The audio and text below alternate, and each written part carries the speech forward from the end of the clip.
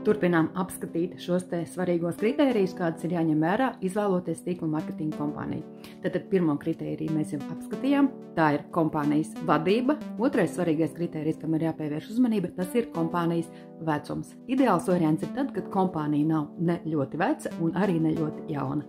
Jaunā kompānijā, kur ir apmēram gadu veca, ir diezgan riskanti iet, jo, kā rāda statistika, vairums kompāniju, bet tas ir 90%, nesagaida savu pirmo dzimšanas dienu, bet līdz 3. gada dienai neizdzīvo 90% kompāniju. Tādēļ, ja tu izvēlies jaunu kompāniju, tad atceries to, ka tomēr iespējamība, ka kompānija izdzīvos, ir 3%. Un tu teiksi, tad vajag iet uz kompāniju, kurai vismaz jau 30 gadi.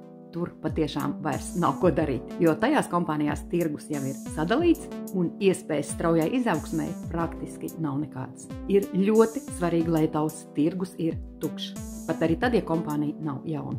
Trešais ļoti svarīgais punkts ir kompānijas produkts. Produkta pieprasījums. Produktam ir jābūt pieprasītam. Un ļoti svarīgi ir tas, lai produkts būtu ar iespējami mazāku pretestību. Ko tas nozīmē? Cilvēkiem ir noteikta attieksme pret dažādiem produkta tipiem.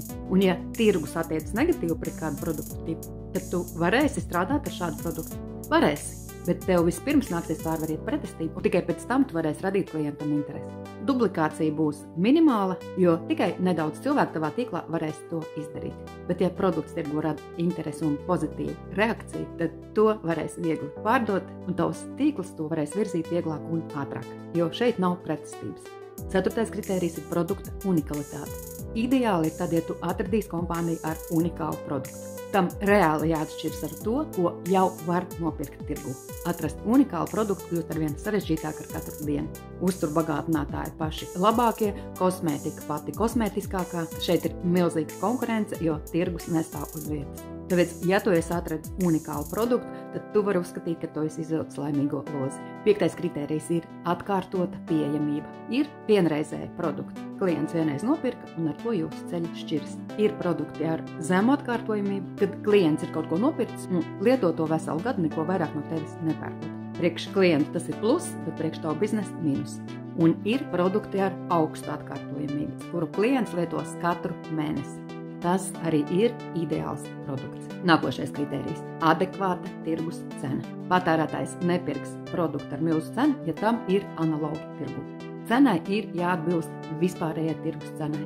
Ideāli ir tad, pat ja tā būs nedaudz zemāka par tirgus cenu. Nākošais ir labi, ja produkts var izraisīt šovu efektu vai wow efektu. Tā ir iespējamība patērētājiem ieraudzīt ātru rezultātu no produkta. Ja klients var īsā laikā ieraudzīt rezultātu un būt iedvesmots no tā, tad tas viss radīs priekš viņa wow efektu. Kāpēc tas ir svarīgi?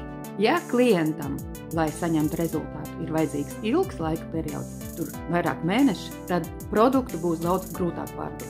Bet rezultāts ir praktiski momentāls, tad lojalitāte no patērētāja puses būs maksimāla. Tas noteikti ievērojami uzlabo pārdošanas procesu, maksimāli palielina tavu apgrozījumu, bet tad arī tavus rezultātus.